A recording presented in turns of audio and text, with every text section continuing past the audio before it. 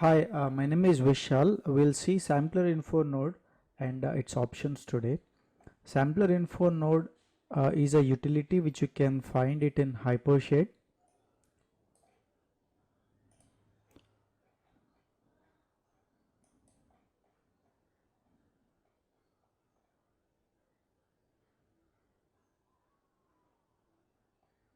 Here it is.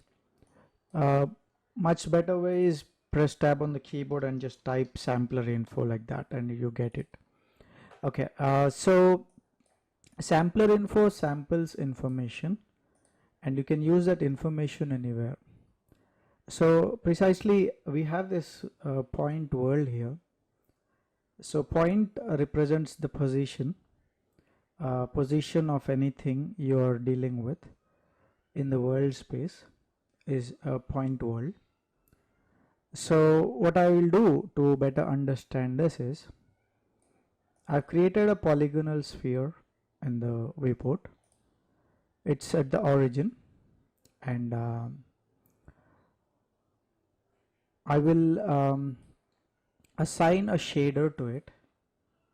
I'll use a surface shader, okay, and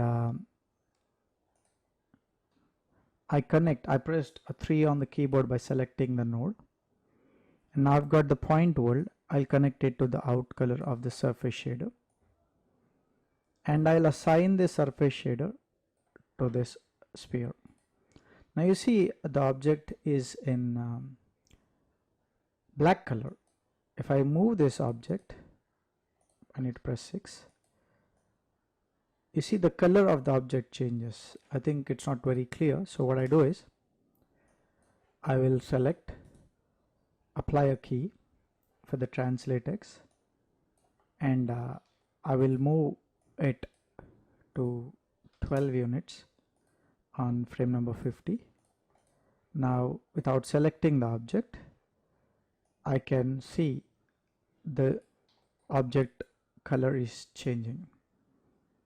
Okay, so what is happening here? The object looks in multicolor, but if you see, this part of the sphere is in red color because the sphere is placed in the positive x-axis. I mean this part of the sphere. Very similarly, if you see, the upper part is in green color and the front part is in the blue color. That's why you're seeing a blend of red and blue, magenta, yellow and cyan colors, where these three areas are having x, y or yz values. So I'll open Hypershade again, and if you see, it's point world connected to the out color. I better connect X and to the red precisely. Now if you see, when the object is moving in the positive x-axis, the value of red is increasing, but the value of red increases till it reaches the point 1 from 0. After that, the red will get saturated because beyond 1 the red is red only. Okay, but if you want the gradual increase of this red till it reaches that point, then I will be using a utility here, and the utility is set range utility.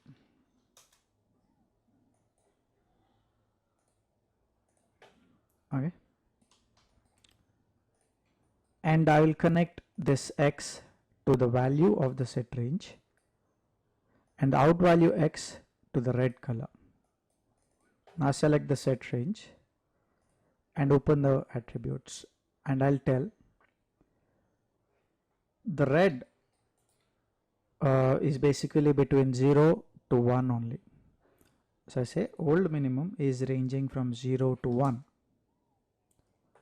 Now I need to revamp or rechange the values from 0 to 12. Okay, new minimum max. Now if you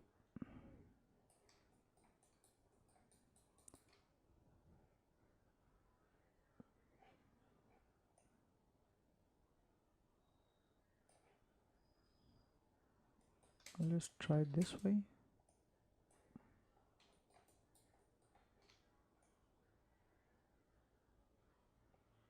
Yeah. So I've done this opposite, sorry, that I need to tell the set range, the point world information, what it is giving from 0 to 12 should be rescaled to 0 to 1. So that's why old minimum is 0, old maximum is 12, and a new minimum. So I need to scale that to 0 to 1. So you see the object is progressively becoming red as it's going towards the x-axis, and it's reaching the saturation point when it is touching 12th point in the x-axis. Okay, when the same object goes to -12, you don't see any color change because the value is below 0. That's the reason you're not getting the color, but still you can change in the set range utility that the old minimum is -12 and old maximum is 0, and then this one let's put opposite way. Now the object as keep moving, I'm getting the value increased. So I'm telling 0 is the maximum number and -12 is the minimum number. That should scale the value accordingly. So as it is going negative, so I need to reverse the values, then I get the very similar kind of effect. Okay, now if I, instead of connecting x to x, I'll connect x to y and then y there. Now I select the object, I break the animation there and animate the y similarly. Now go to the set range and it is 0 to 12 and 1. Now you should see as the object is going up, it's taking the value. Okay, so I'm using this content browser and then importing this model here. It's too big, so let's make it small. Delete history, modify freeze transformation. Okay, so I will create a few copies there.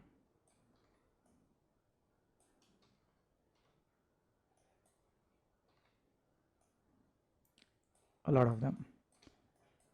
I will assign existing surface shader. As you see, the bottom part is black, and as it's going up, it's becoming green. So I'll directly connect the point world to the out color, and you see this sort of coloring there. So if you want to see the progression of the color, actually as I said, 0 to 1 is where you see the range of scaling up color values, but after that you see saturated colors. But I'll just show you how the colors are going on. I'm using the set range again and then connecting that to the value, and then in set range I'll be picking old minimum maximum is 100 and new minimum maximum is 1, and you see that gradual increase.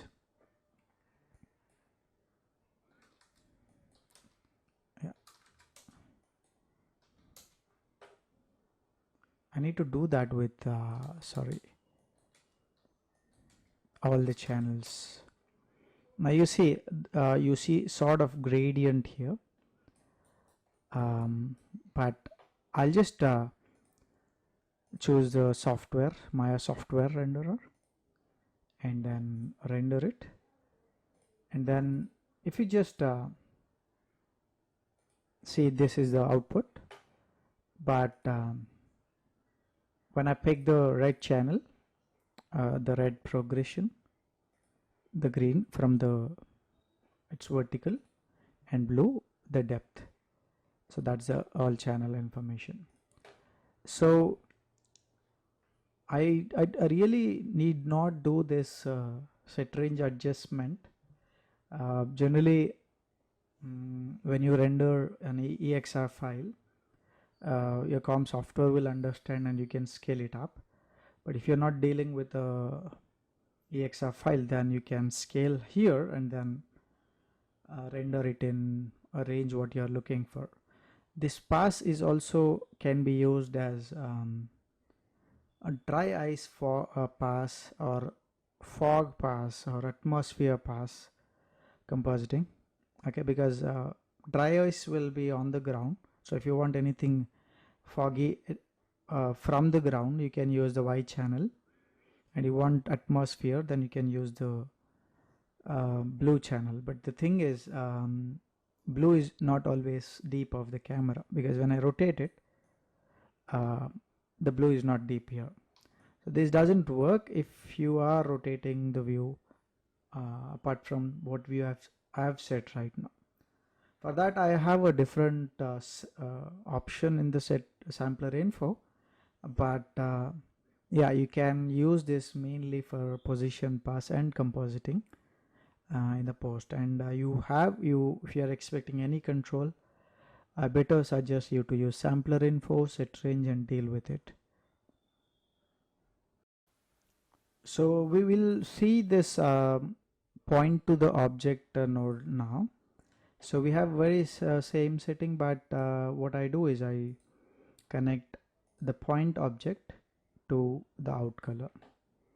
Now if you see earlier, the whole set of objects has got the range, but now in this you are seeing a very specific object level. I think I'll see this in render.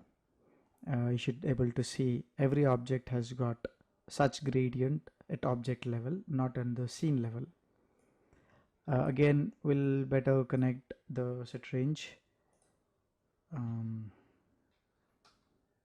utility, connect the object value,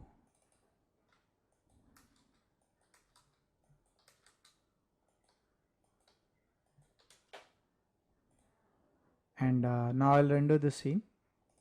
Now if you'd see, every object has got its green, the magenta, the blue. It's on object level. Okay. Viewport shading is not a reliable thing, because in viewport you're getting that world space sort of shading only, but in the render I'm getting the correct result. If I select any one of the object and then rotate and then render it again, you get very similar shading, the green, the magenta, the blue. So it doesn't affect no matter the object is moving anywhere. But if you got deformation, then the change in the color can be seen, because in reference to the object's pivot point, the object is moving and then its position will change in to that point, and then you get change in the effect. And again, I don't know whether this can be used in the position pass, but still it will allow me to create some sort of masking at the object levels, because if you see, the red channel has got the side plane of the model. Green channel has got the top plane, and then blue channel is a front plane. Maybe you can use them for masking out and then maybe you can create some colors to the front part of the animal and not doing to the back part. So yeah, that's how it can be used. Maybe definitely it will help me in masking things. Okay, so I'll undo it because I have not phrased. Very similarly, we have the camera space before camera where the objects are lying. So I connect this to the camera instead of now if you see, I'll just navigate my scene, and you see the color of the object is changing only because its placement in the camera space is changing, right? And let's see if the result is same to what I've got.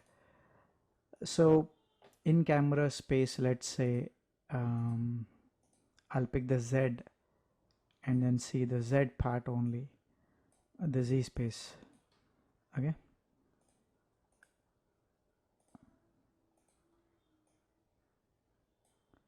and then let's see the render.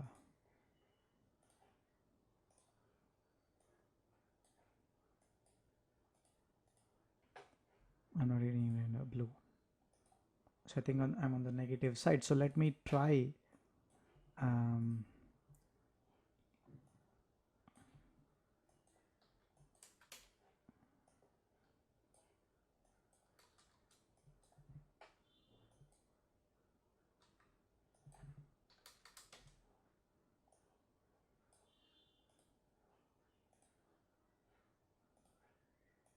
I'm just trying to explore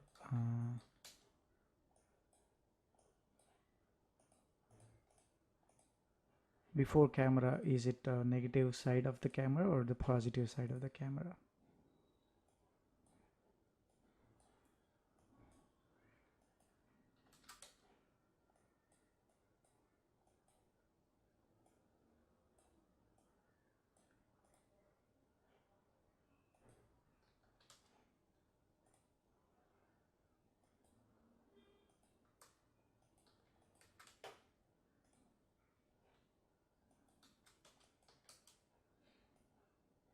I think the Z is not working. Let me see if I can create a camera here, and then okay, Z is positively this side, so this is negative, -1, -2, -3, and so on. So let me go to the hyper shade.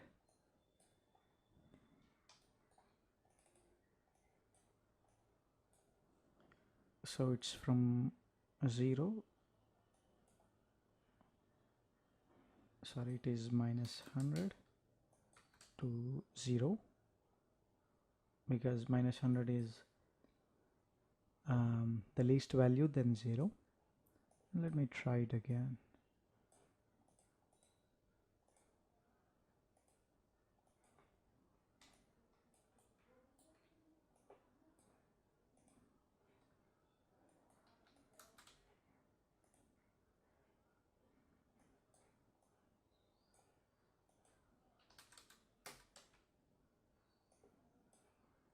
The numbers are not really helping, so let's see.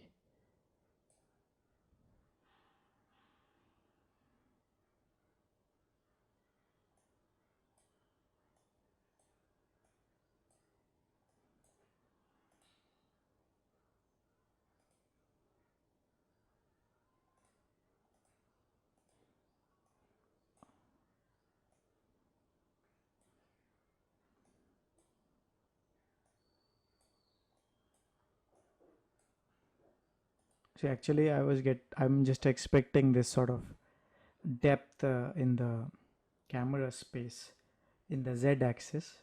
That's what I was trying, but still, yeah, you can try getting that. Just need to see what's going wrong, why the result is not shown in the render. I need to check, but yeah, this is how you can possibly get the point camera's values in the camera space where the object is lying, and based on that you can get the information. So point world, point camera, point object, these are the spaces, and you're marking your object in that space, and based on the position of the object in that space, I'm getting color of the object. Again, you can use them for rendering depth mask, z depth pass, or masking things based on the space and all. And yeah, you can apply that in the compositing. Not only that, it will be even it helps in shading certain things in the scene. If you want to cheat certain effects within the viewport itself, within the render itself, you want some dark deepest object to be in one color and the nearest object to be other color, then you can always use them as a mask and then plug it anywhere. Okay.